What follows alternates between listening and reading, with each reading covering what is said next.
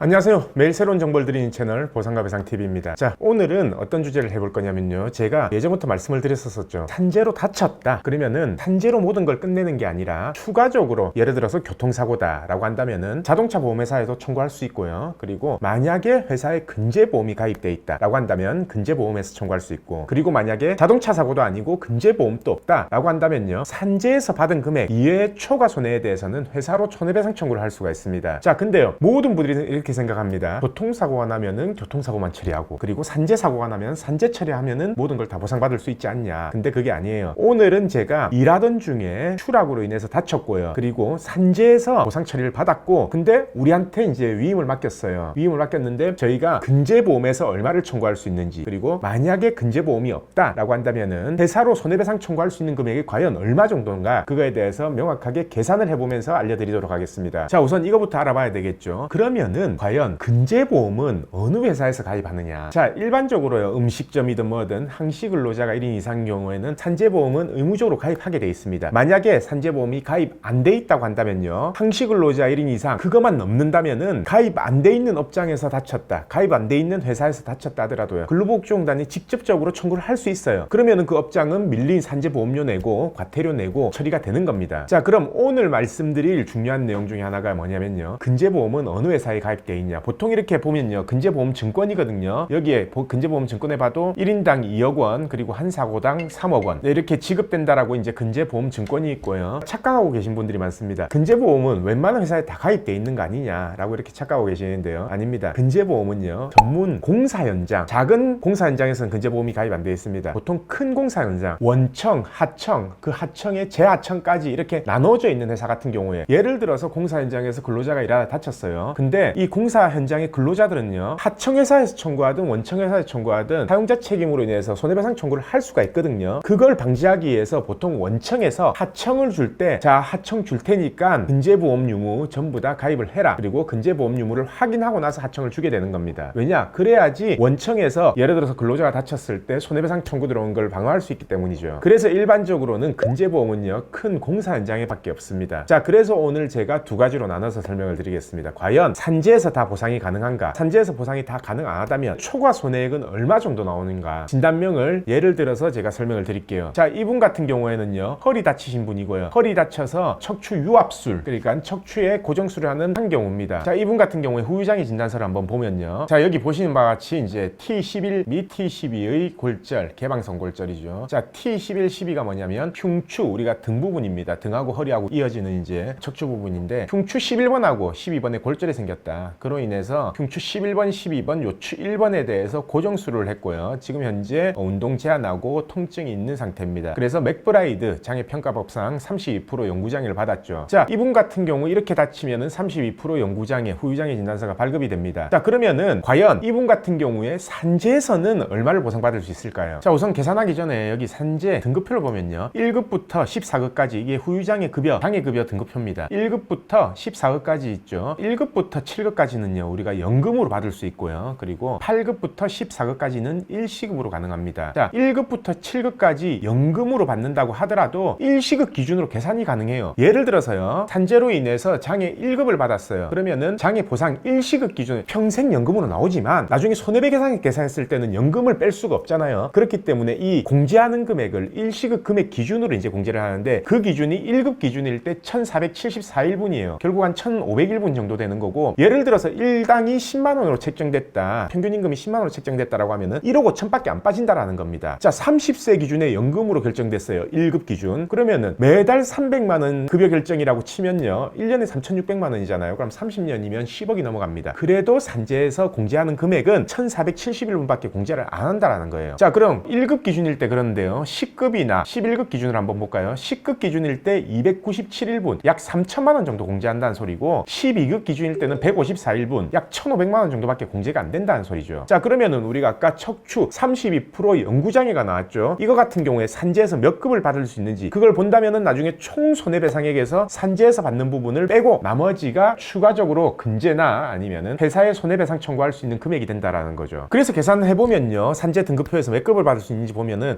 이분 같은 경우에 보면요, 산재에서, 그러니까 아까 요추 11번, 12번, 요추 1번까지 후반 고정수를 했잖아요. 근데 현재 뭐 마비라든지 이런 신경 증상이 없다라고 하면은 산재에선 정해져 있어요. 장애 11급에 해당하거든요. 그러면은 우리가 보통 일용 근로자 임금으로 계산을 했을 때 산재에서 받을 수 있는 최저임금은 68,000원 정도가 돼요. 그러면은 아까 11급일 때 표에서 보면요, 일시급 기준 221분이거든요. 그럼 그걸 계산하면은 1,500만 원밖에 안 된다라는 거죠. 그러면은 이분 같은 경우에 산재 처리했다 그러면은 휴업급여 받았다, 그리고 나중에 산재가 종결될 때 장애급여를 받을 수 있는 게 11급으로 결정돼서 지금 보시는 것 같이 1,511만 8,400원을 받을 수 있는 겁니다. 자, 산재에서는 그게 보상이 끝이에요. 그러면은 자, 그것만 받고 끝낼 거냐? 아니죠. 왜냐? 아까 제가 근제가 있는지 여부, 그리고 교통사고라면은 나머지 자동차 보험에서 전부 다 청구를 해야 되고, 예를 들어서 근제가 없다라고 하면은 추가적인 손해에 대해서는 회사에 청구를 해야 된다라는 겁니다. 자, 그러면 과연 그 금액이 얼마나 될까요? 자, 그래서 제가 금액을 계산해 봤습니다. 이렇게 계산해 보면요, 일하다 다쳤을 때는 과실이 무과실인 경우는 거의 없어요. 예를 들어서 추락했을 때도 내 과실이 잡히고, 일하다 넘어졌어도 내 과실이 잡혀요. 무과실인 경우는 있죠. 예를 들어서 일하고 있는데 회사 자체에 건물이 무너졌다든지, 아니면은 기계가 오작동해서 내가 다칠 수밖에 없었다, 이런 불가항력적인 거 말고는 과실이 잡히는데, 일단 과실 30%로 잡아봤습니다. 자, 이렇게 금액을 다 계산해 보면은 제가 32% 영구장애로 계산했고요, 과실 30% 잡았습니다. 예를 들어서 과실 없다라고 하면 1억 3,200 정도 나오는데, 아까 우리 맥브라이드 장애 기준에 척추 수술한 거 32%거든요. 그래서 과실 없는 기준에 보면은 1억 3,200인데 아까 제가 과실은 잡힌다라고 했죠. 그래서 일단 30% 정도로 잡아봤어요. 그렇게 되면은 총 손해액이, 재산 손해액이 9,200만 원 정도 나오거든요. 근데 아까 산재에서 받을 수 있는 장애급여가 얼마라고 했습니까? 한 1,500만 원 정도라고 했죠. 그러면은 결국은 9,200만 원에서 산재에 받은 금액, 장애급여 1,500만 원을 빼더라도 7,700만 원 정도가 나와요. 근데 이게 다냐? 아니죠. 산재는 위자료라는 게 없죠. 그렇기 때문에 32%에 대한 영구장애가 위자료가 1억 기준에 3,200만 원이거든요. 거기에 과실 30%를 제외한다라도 위자료가 한 2,600만 원 정도 나와요. 그러면은 결론적으로 재산상 손해액이 이렇게 1억 300 정도 나온다라는 겁니다. 자, 산재만 처리했을 경우 아까 1,500만 원 플러스 휴업급여 그것만 받고 끝나는 거예요. 근데 근제를 처리했을 경우 이렇게 1억 300을 추가적으로 더 청구할 수 있고요. 만약에 근제가 없다면 회사의 손해배상 청구를 1억 400을 할 수 있다는 겁니다. 그리고 만약에 이게 교통사고였다면 산재로 처리한다 하더라도 자동차 보험으로 추가적으로 청구해야 되는 금액이 1억 300 정도 나온다라는 거예요. 자, 이런 것들을 모르고 계신다면요, 모르고 넘어간다면 나중에 청구권 소멸시효 3년이 지나고 나면은 아예 청구 자체를 못하게 됩니다. 그래서 꼭 사고가 났을 때는요, 산재 사고라고 하더라도 근제보험, 그리고 회사에 청구할 수 있는 손해배상 청구, 그리고 교통사고였다면은 산재로 처리한다 하더라도 추가적으로 보험사에 얼마를 청구해야 되는지 그 부분에 대해서 평소에 꼭 알고 계신다면요, 사고 초기부터 이렇게 대처를 할 수 있고요. 그리고 만약에 이 방송 보시는 분들 주위에서 만약에 사고 났다면 이런 부분들을 꼭 알려주시길 바랍니다. 그리고 항상 제가 말씀드리는 건데요, 영상 아래쪽에 보시면요, 설명란이 있어요. 세모로 누운 삼각형이 있거든요. 그걸 클릭을 하시면은 저희 사무실 링크하고 사무실 전화번호가 있습니다. 그래서 상담을 원하시는 분들은 저희 사무실로 전화를 주시든지 아니면 상담 링크를 통해서 이렇게 문의글을 남겨주시면은 제가 최대한 답변해드리고 최대한 전화 상담 도와드리도록 하겠습니다. 자, 그럼 오늘 방송은 여기까지 하고요, 내일도 새로운 주제를 가지고 오겠습니다. 오늘 방송 끝까지 봐주신 구독자분들 감사드립니다.